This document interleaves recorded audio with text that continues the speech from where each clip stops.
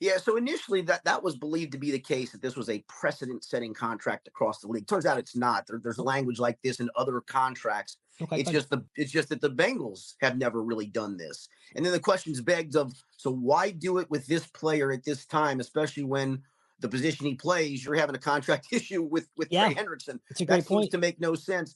I do think this will get bargained out. Perhaps the language, and nobody knows what the official language is, but it's been intimated that it's, language. Let's just say if he screws up off the field and has some issue, that they can void some future guaranteed monies. Mhm. The thing that we all know with the rookie contracts is it's a slotting process, Yeah, right? We know exactly what he's going to make, $18.9-ish million. That's not for the Bengals to negotiate. That's not for Shemar to negotiate. That's the money that's there. It's always fully guaranteed. The Bengals are just trying to give themselves a little bit of wiggle room to get out from under. That being said, if you're Shemar Stewart and this has not been done in Bengals history, and you don't like it, again, it's okay if the Bengals want to try this and say, "Hey, we're setting a precedent here, but let's see." And if the kid yeah, balks, all right, let's negotiate a way around this. Could you give him more money in a signing bonus as opposed to the guaranteed monies in years 2, 3, and 4?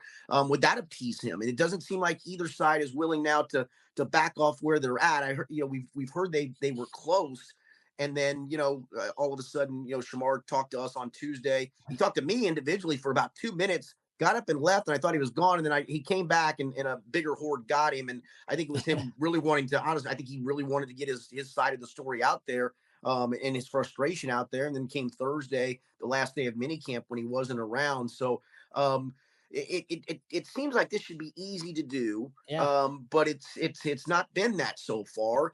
And he was asked point blank, will you play, or will you be participate in training camp without a contract? He said, I'm not doing anything until I sign something. And so, Yeah.